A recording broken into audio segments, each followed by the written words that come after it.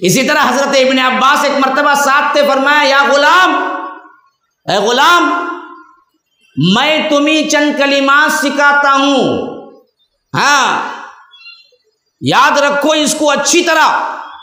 पहला फरमाया इहफज़िल्लाह यहफ़ज़क, देखो अल्लाह की शरीयत की हिफाजत करो, अल्लाह तुम्हारी हिफाजत करेगा। ऐसा कब तभी बोले वालिदैन बच्चे को बुला के खाली गलती पे मारते, कोसते, गालियां देते, कभी बुला के आपने कुरान और हदीस की दलील दे के बच्चे को समझाया होगा? हाँ बेटा देखो, खड़े होके नहीं पीना, खड़े होके नहीं खाना। क्यों? मैं बोलती हूँ इस वास्ते नहीं, मैं बोलता हूँ इस वास्ते नहीं, अल्लाह के रसूल बोले हैं और शरीयत पे चलना तुम पर ज़रूरी है। तुम शरीयत की हिफाजत करोगे तो अल्लाह तुम्हारी हिफाजत करेगा। ये बात बोले हैं कभी आपने? कभी ऐसा समझाया है? छोटा बच्चा, हजरत इब्ने अब्बास कहते हैं उस वक्त वो 10 साल के भी नहीं हुए होंगे, अल्लाह के रसूल कितनी बड़ी बड़ी बातें समझा रहे हैं। देखिए, या गुलाम सुनो बेटे, उअल्लिमुका बिकलिमातिन, मैं तुम्हें चंद कलिमात सिखा रहा हूं, अच्छी तरह याद रख लेना। पहला लफ्ज कहा इहफज़िल्लाह यहफ़ज़का, देख तुम शरीयत की हिफाजत करो, अल्लाह तुम्हारी हिफाजत करेगा। हाँ, व इज़ा सअल्ता फस्अलिल्लाह, देखो मांगना हो अल्लाह से मांगो, किसी और से मत मांगो। व इज़स्तअनत फस्तईन बिल्लाह, मदद चाहते हो देखो अल्लाह ही से मदद चाहना, कभी किसी से नहीं चाहना।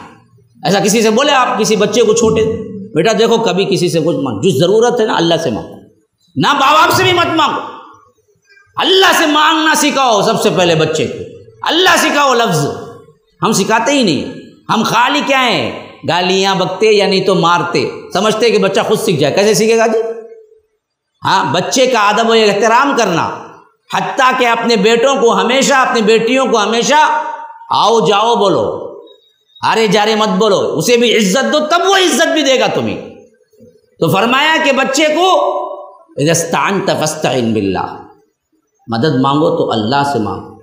और वालम, और जान मेरे बच्चे, अगर पूरी उम्मत, पूरे लोग तुझे नुकसान पहुंचाना चाहें और अल्लाह तुझे नफ़ा पहुंचाना चाहे तो पूरे लोग मिलके तेरा कुछ नहीं बिगाड़ सकते। अगर अल्लाह तुझे नुकसान पहुंचाना चाहे और पूरे लोग मिलके तुझे नफ़ा करना चाहें तो पूरे लोग मिलके तुझे कोई नफ़ा नहीं पहुंचा सकते। तकदीर पर ईमान ला, जो भी हो रहा है वो होकर रहने वाला है, जो हो गया वो होकर रहने वाला। ये तकदीर पर ईमान की गुफ्तगू कभी तुमने 7-8 साल के बच्चे से की है? जो हज़रत इब्ने अब्बास से अल्लाह के रसूल सल्लल्लाहु अलैहि वसल्लम कर रहे हैं। कहा कि कायनात मिल जाए पूरी, अन्नल उम्मत लवी इज्तमाअत अला अन यदुर्रुक लम यदुर्रुक इल्ला बिशै, हाँ तेरे खिलाफ हो जाएं तो फिर कोई नुकसान वो लोग नहीं पहुंचा सकते जब तक कि अल्लाह तबारक व तआला ना चाहे। हाँ, अगर कोई नफ़ा पहुंचाने चाहे और अल्लाह ना चाहे तो फिर कोई नहीं पहुंचा सकता। तो इस पर यकीन रखें। ये मोटी मोटी बातें हैं नहीं, ये अकायद की बारीक बारीक बातें। गोया के बच्चों को ज़हानत व फतानत के एतबार से मोटी मोटी बातों पर इक्तिफा नहीं बल्कि बारीक बारीक बातें भी सिखाना चाहिए वालिदैन को। अस्सलामु अलैकुम व रहमतुल्लाहि व बरकातुहू। सबको मालूम है, जहाँ तक मुझे याद पड़ता है, 20 रमज़ानुल मुबारक 2022 में अल्लाह के फजल करम से इस मस्जिद का इफ्तिताह हुआ और इफ्तिताही मजालिस में हमने देखा कि शुरू में 2-3 सफ़ भी पूरे नहीं होते थे आम नमाज़ों में, लेकिन बहुत जल्द यहाँ के एक्टिविटीज़ जो हमने बढ़ाए, तहफ़ीज़ का मदरसा खोला और यहाँ पर बाकायदा तौर पर रहकर इकामती मदरसा भी खोला। तो अल्लाह के फजल करम से 3 फ्लोर होने के बावजूद हमारे एक्टिविटीज़ के लिए ये मस्जिद तंग दामानी का शिकवा करती नज़र आई, हमारे लिए तंग हो गई ज़मीन। और ईदैन में तो ये मसला भी हुआ कि कई लोग रिटर्न गए। इन तमाम चीज़ों को मद्देनज़र रखते हुए कमेटी ने डिसाइड किया कि 3वां फ्लोर भी डाल दिया जाए और उसकी छत बना दी जाए, ताकि हमें वसी हो और वसत के एतबार से मदरसे के जो तलबा हैं उनकी इकामती तौर पर रिहाइश गाह को आसानी मिले और हमको 2-3 हाल नमाजियों के लिए मुख्तस करने का मौका मिले। इस तमाम कार्रवाई को मद्देनज़र रखते हुए ये फैसला किया गया। अब अपील ये है कि इसमें बाकायदा तौर पर तीसरी छत, फिर इसके बाद उसके नीचे जहाँ तक जो बच्चों के लिए मतबख है, किचन है, डाइनिंग हॉल है, रहने का मौका होना है, फिर उसके बाद लोग जो आते हैं और जो मेहमान जो आते हैं, ये तमाम बंदन के लिए तकरीबन 65 लाख की ज़रूरत है।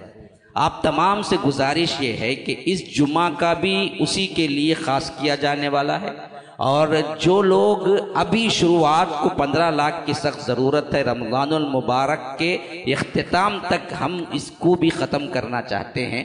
कार्रवाई शुरू हो चुकी है, आप लोग देखना चाहें तो तीसरे फ्लोर जाके अभी भी देख सकते हैं। अल्हम्दुलिल्लाह जो दूसरा और तीसरा है इसमें हमने क्या है बंधन के निशानात आपको नज़र आ जाएंगे।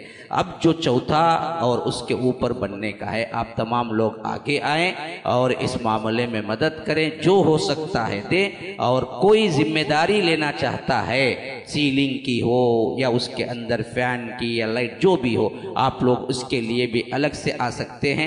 तो बहरे कैफ हमारे सामने एक बहुत अहम तरीन मुद्दा ये है कि बंधन मुकम्मल होना और बहुत कलील मुद्दत में।